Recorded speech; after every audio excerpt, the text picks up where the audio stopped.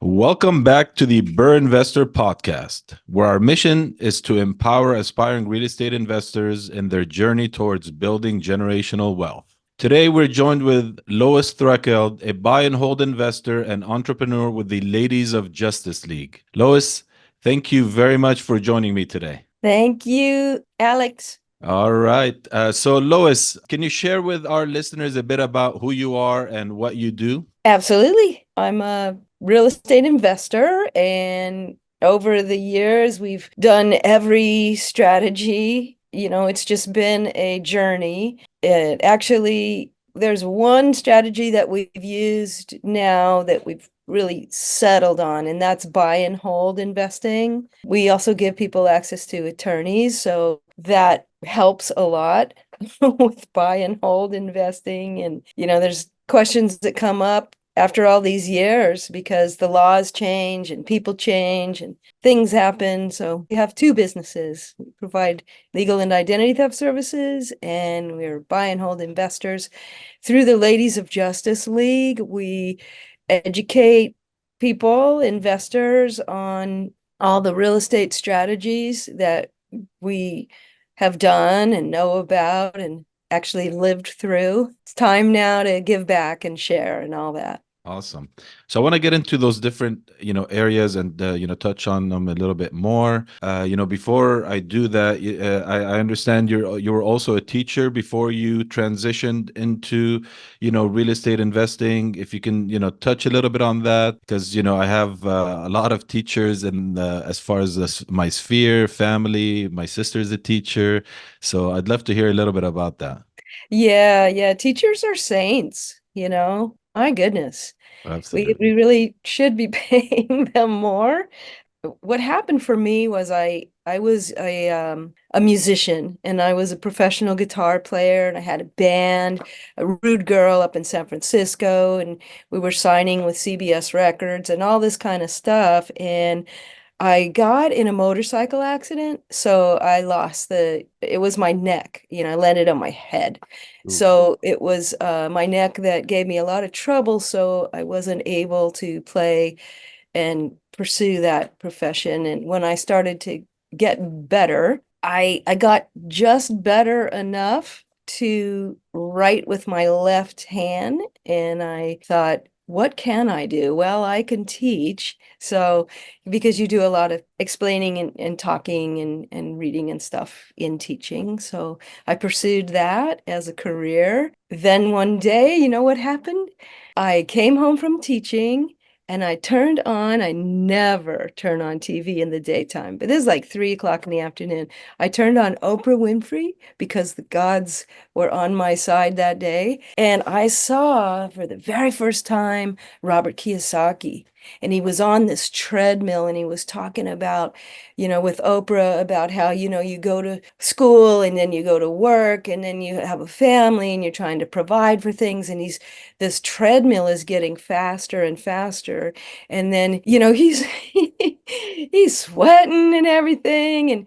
And finally, he just had to shut off that treadmill. And he was saying, but I have found a better way. And what he was doing was he was introducing his book to Oprah for the first time, Rich Dad, Poor Dad. And when he talked there, you've read that, right, Alex?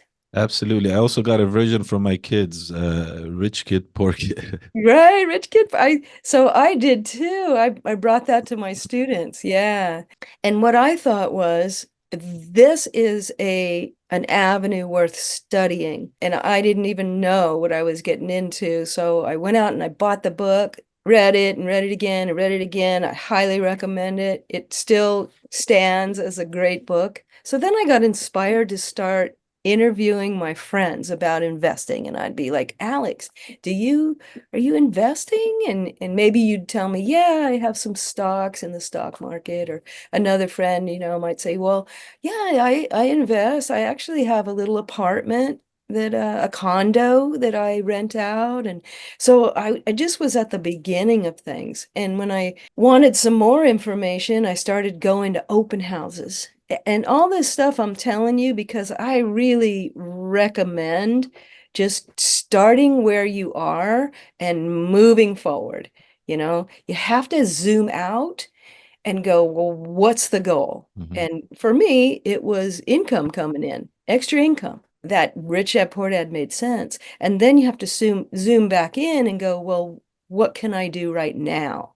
And then what's the next step? And what's the next step? And it's kind of like left foot, right foot, left foot, right foot. So you learn, do, learn, do, like try it. And yeah, I learned a lot at open houses. If maybe you were a realtor there at an open house, I'd go, "Oh, so Alex, do you invest in real estate?" And what would you tell me? Well, as far as for me, yeah, yeah, absolutely. I'm an active investor. And you're an active realtor too, right? Correct. That's correct. So at our open house, I would look around and I would say, "Well, so Alex, what do you think? What do you think this place would rent for? Hmm. Can you give me a number?" 2,500. Nice, nice. So you invest too. How do you invest and where do you invest? I invest in fix and flip and buy and hold properties utilizing the BRRRR strategy. The areas that I invest in are, the San Fernando Valley, the foothills. So those are the main areas I focus on. I also look at out of state. So I look at Houston, Texas, and Pittsburgh. So as this new newbie Hmm. walking into your open house, I would have heard, yes, I invest. And then I would put you on my list. Like I would ask for your contact information. And what I was doing was I was building a list of, I didn't know what, just a list of information, a list of contacts, a list of strategies. I mean, I was really at square one. And Hmm. I would be putting in these notions about out of state. Wow, that sounds really, oh no, I could never do that. I'm making judgments as I'm hearing what you do, but I was making a team. And so I would go to different open houses for the purposes of my own education and building contacts to learn more or to possibly use in my strategies. One thing you mentioned that's very, very cool is start from where you are. I see so many people just getting stuck and overthinking things and thinking too far ahead and just Yeah. simply never getting started. Is that something you've experienced, along the way, with interviewing or talking to others? 100%. Like, what are you waiting for? Hmm. I don't know how I got so enamored, but I'm telling you, when it clicks, you can't stop. And for me, I loved teaching. I used to Hmm. teach guitar lessons in my home when I was in middle school. Like, I love teaching. And what I ended up doing was using my teacher money to invest in real estate. And then I started burning the candle at both ends because as we got a property, I'd have to spend time. As a teacher, you get it was 3 months off or 2 months off in the summer and 2 months off in the winter. For us, it was 4 months. Hmm. So I would take those 2 months and I would buy the property and fix it up and get it ready and rent it out, or buy the property and move into it and cash out refi and go again. Hmm. I have no problem using banks, and because as a teacher, I had good credit. I was a worthy candidate for a loan. So I went to banks and did that until there was a time. And what I did was I said, I need to generate, because you got to build belief. And I started building this belief that I could actually just do real estate.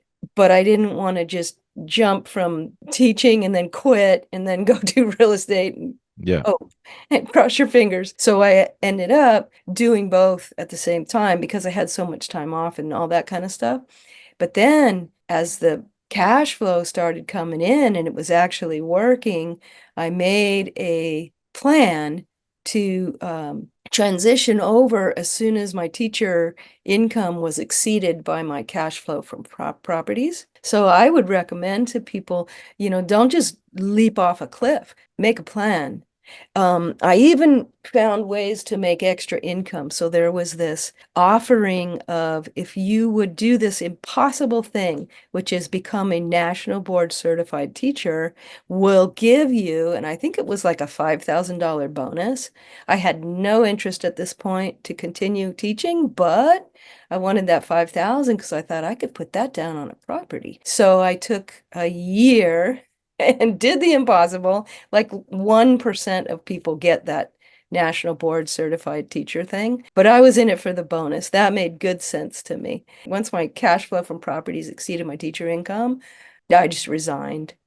Yeah, I want to go back to like don't jump off a cliff, right? For me, I highly recommend, to our listeners, again, most of our listeners are aspiring real estate investors or newer real estate investors. Highly recommend do not leave your W-2 job, at least at the very beginning, because your W-2 job is going to help you acquire more properties, right? Unless you have the cash to, sustain and acquire properties, your W-2 job is going to be your key to success. It's going to allow you to, apply for loans and so forth. So keep your W-2 job. It's valuable. As Lois mentioned, once your cash flow, if you're a buy and hold investor, once your cash flow exceeds that income and you want to pursue, real estate investing full time, do what you got to do.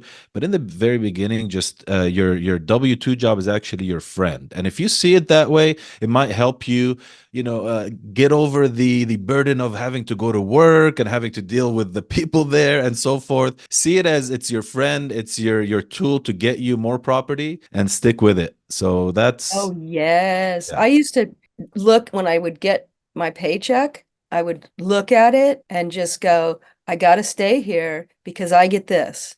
And Mhm. this leads me to that. Yep. And what I did was I drew a circle around my house, like a 1 mile radius. Yep. I said, I need to buy where my house is. 1 mile to the north, 1 mile to the east, which takes you to Santa Monica, 1 mile to the west. And I was able to identify, I would recommend for your listeners, decide on a place to invest and then a small place and look in that neighborhood. You got to get to know the neighborhood and who is here and what are the benefits to those people. If you want to buy and hold, what would renters need? Well, and I made a list, they like walkable places. They like amenities like grocery stores and, entertainment and coffee shops. And like they want to transportation. They want to be able to jump on a bus or easy to get to where they got to work or where they got to go to school. As you take each step, spend enough time thinking it through where you can make it good for you in every way and good for other people. And I want to add to that, like, don't get distracted by all the shiny objects. Like, there's so many different things you can do in real estate. It just, we get lost and we never get started. Don't worry about out of state. Don't worry about, what is this person doing? What's that person doing? Find, start locally. And like you mentioned, that was brilliant. Like, find out what this area, what the demand is. Because from one area to the other, the properties that are in demand are completely different. One area may be condos, one area may be single family homes, one area may be like, student housing or, smaller studios and so forth. So that's an awesome tip. Thank you for that. I want to touch on one thing now. When you purchase your properties, did you look for anything that needed repair? Like, did you do any type of repair to them? We just bought dogs. There you go. Dogs, man. They needed everything. There you go. They get to the point you don't really need to make a list because it needs everything. So, and we became fast friends with Home Depot Yeah. workers. Yeah. Oh my God. And if you look like you're investing, like you look like you're fixing up a property. I knew the lumber guys, I knew the carpet guys, because at that time, early on, we were doing carpet. Yep. Get to know the paint people. We picked our colors, two colors. We used two colors. That you like just getting, because once you're repeating, you have to make a system. At first, just get started. I love that strategy. I mean, there's so many strategies like live in the property for 2 years and sell it, and you get to keep the boot. House So hacking. yeah, there's house hacking. There's, we would take advantage of the tax strategies, stuff like that. Like this is a career. It's not a it's not for the faint of heart. Mhm. It's it's for otherwise you'll lose your shirt. Yeah. There But came a also you time. build freedom, right? You build freedom, it takes a lot of hard work, commitment, dedication, being focused, focused, focused, and taking action, right? So, and it's Yeah, freeing at the end if you do it the right way. and try stuff. Like we did a build in Utah. I've never even been to Utah. Like you got to try stuff. We invested in Detroit. We had about 12 properties out there. And what I learned was that was a little corrupt. We had trouble getting our Section 8 checks because the government there was keeping them.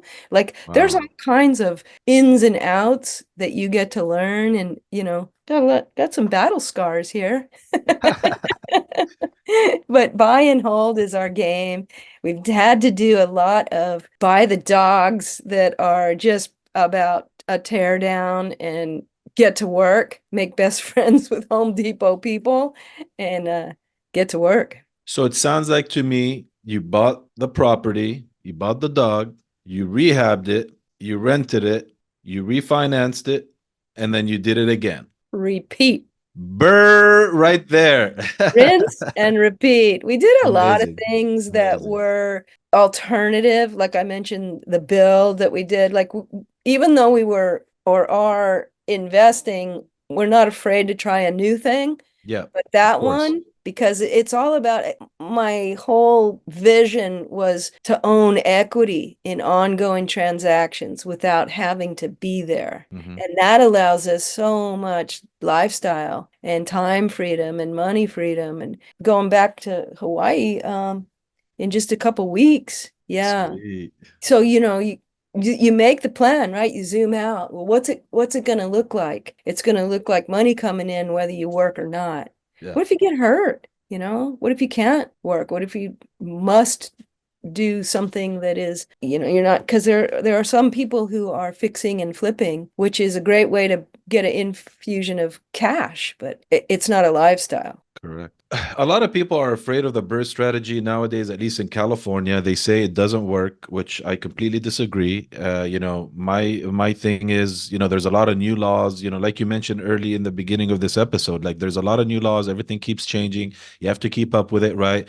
There's quite a few laws. One that many of us have heard of, the ADU laws, right? It transitioned. It used to be only used for a primary use, right? Now you can use it for rental, and now FHA allows you to use the rental income for financing. That's amazing. Now you have Senate Bill 9, which allows you to split the lot, to add another property completely separate, and then add an ADU there. And then again, early this year in 2024, they officially passed the law where you can sell an ADU as a condo. So in my personal opinion, there's many ways to burr in California. And I truly believe in that. I'm very, very passionate about that. And I think California is a great place to invest. I want to go back now. When you invested, obviously you said, like you said, you did it when the carpet was like very popular and so forth. So did you see, the burr strategy was fairly easy to do because of the rental, the ratio between rents and the purchase prices and so forth? I don't know. I guess they're all easy and they're all hard. It just, I like the repeating of it Yeah. because things always get easier the next time. I think it's important to build your team so that you have some go-to people who know what they're doing, and when they fit in, you can fit them into what you're doing. But I remember speaking to the lawyer and asking about this strategy, this new strategy that had come around. It was Airbnb. And so I said, can you tell me about that? And he said, it's not legal. What area are you talking about? So I explained the area I was talking about. And he said, yeah, we have Airbnb. It's okay to do it now, or other additional dwelling units or this sort of thing, but not where you are. So Got I just happen to be living in mid-city where it's not in this area. So there are strategies that we hear about that sound like a really good idea, but it might not be like don't jump. You got to look before you leap. Like don't just jump into something and have to backtrack. So Yeah, it's fascinating to me that you can now have additional dwelling units and you can sell them and you can turn them into a condo and that yeah, that stuff is just it comes and goes. Like Absolutely. the laws change. Yeah, and you can't do that just everywhere, like in other states. I've traveled around other states just to kind of get an idea what's going on there. And some people don't even know what an ADU is, and yeah, I mean, it's not needed over there. It's not in demand, etc. So, like you mentioned, like don't do what other people are doing just simply because it's working for them. Really focus on figure out if it works in your area, and if it makes sense in your area, and if there's it's going to add value to somebody in your area. So it sounds like now you're focusing on mid-city Los Angeles, right? That's where you focus on buy and hold for your investments. We have this little map. So I live here. What's a mile to the north? What's a mile to the west? What's a mile to the east? What's a mile to the south? And that we put that circle, and that's where we're focused on. When I'm in other areas, I do the same thing because I want to be able to, for no reason, drive by the property.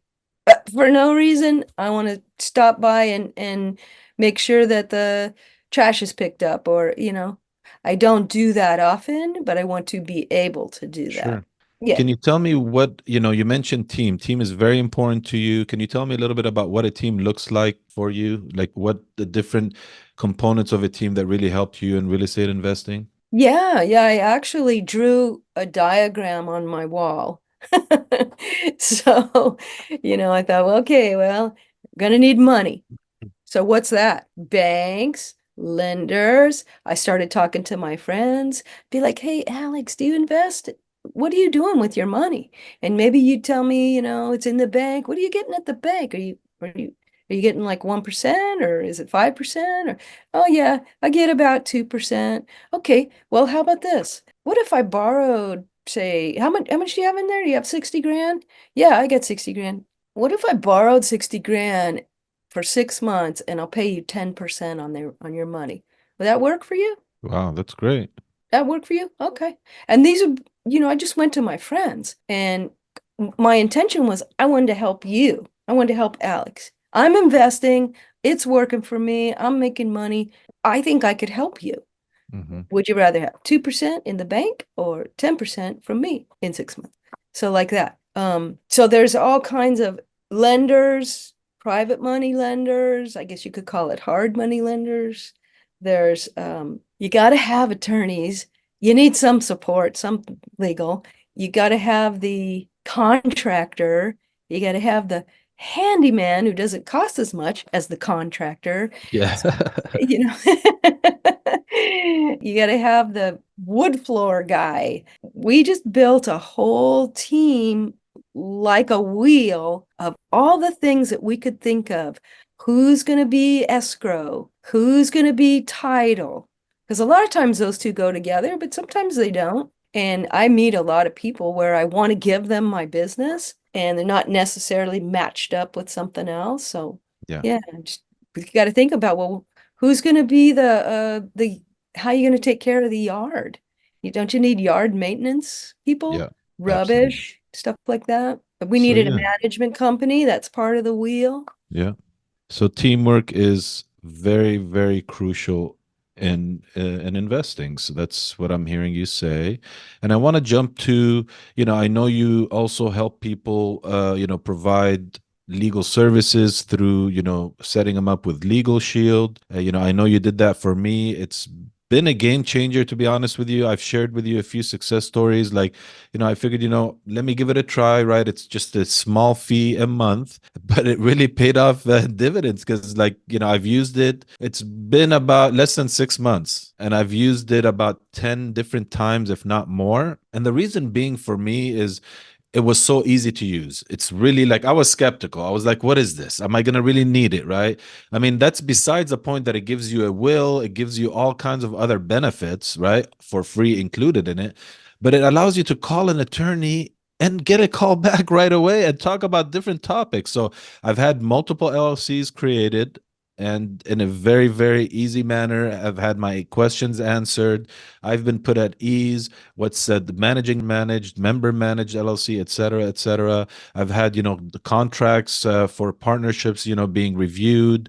I've had some questions that are serious questions that I would have had to hire an attorney and pay them, thousands of dollars just to answer them, and they answered it for nothing, just included in the fee. So enough about me. Can you tell our audience and our listeners, like, what is Legal Shield? What do you? How can that help them? Yeah. I think you did a bang up job. I'm glad you have been able to benefit. And there's also this 24/7 emergency service available. That's nights, weekends, and it's just, we have an app, tap the app, you're talking to your attorney. They pick up by the third ring.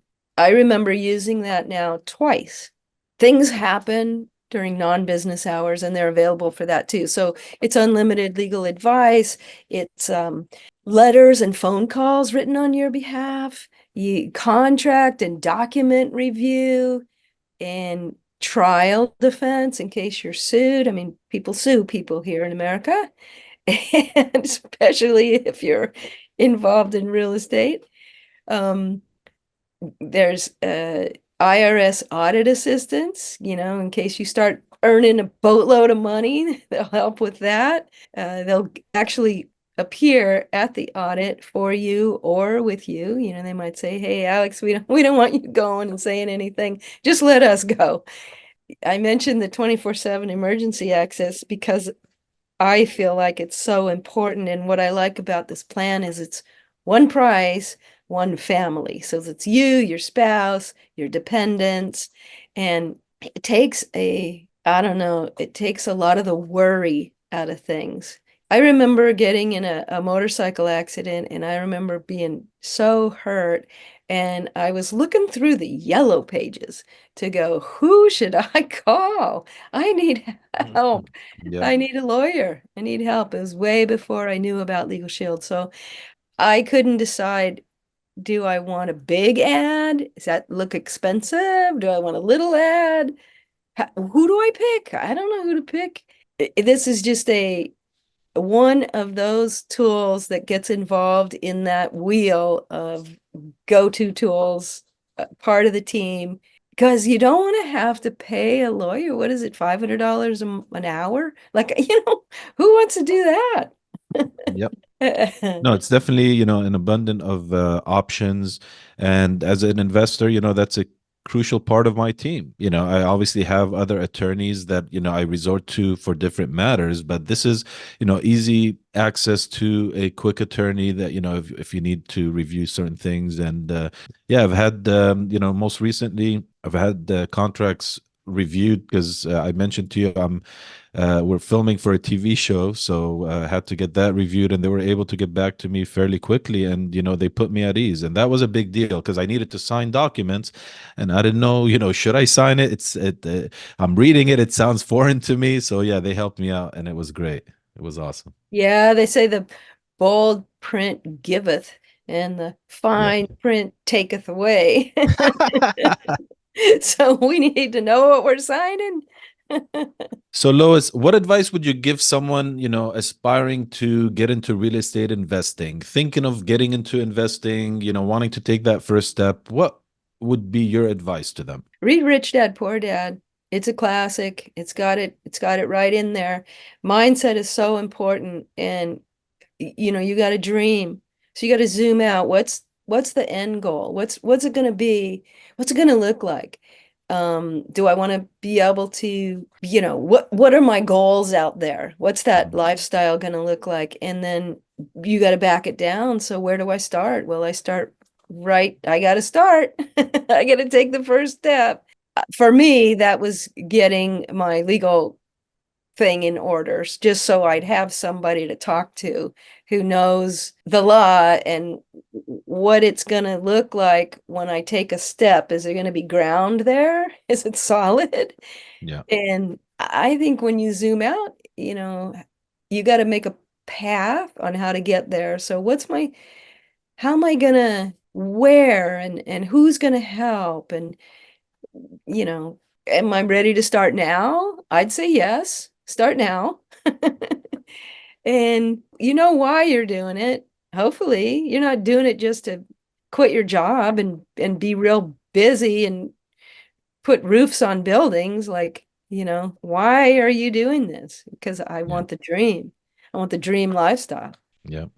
So you got to take action. What's my Take steps? action. That is it. That's the word right there. Take action. Get up and take action. Stop overthinking it. So, Lois, on your spare time, what do you like to do for fun? When you're not Um, working, when you're not, helping others, with their business or, with Legal Shield and so forth. What does Lois like to do?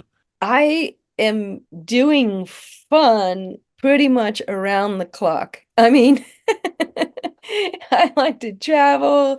We just booked flights for Hawaii next month and, be staying there for, I don't know, 2, 3 weeks, something like that. So, I mean, I have taken full advantage of, I get to spend time with people and I'm not busy working.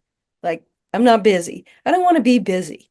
I want to be giving. So, uh, I'm enamored now with our YouTube channel. That's really fun. And I get to meet a lot of people through that. And yeah, we're helping a lot of people through the Ladies of Justice League and getting strategies out and getting information out. But there's an awful lot of day in the life stuff. Like, you know, the traveling is great and the fun stuff just right right around your neighborhood. Like I walk a block and I'm at Paper or Plastic. Have you ever heard of Paper or Plastic? Never What heard of that, right? at the supermarket? Paper or Plastic. So yeah, it's a K, plastic. So I'm gonna have to Oh, take a walk down there after this and get their amazing coffee. So oh, okay, cool. yeah, it's just a life's an adventure, and I get to live that adventure these days. Awesome. Well said. So, could you let our listeners know what is the best way to reach you or learn more about your services? Yeah, we have this YouTube channel that we're just putting everything on, and you can certainly reach us through that.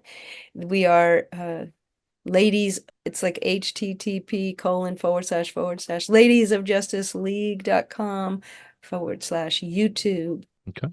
We're definitely going to put, check out down below. We're going to put more information about Lois, her bio, her story, and, the link to her YouTube channel and other ways to reach her.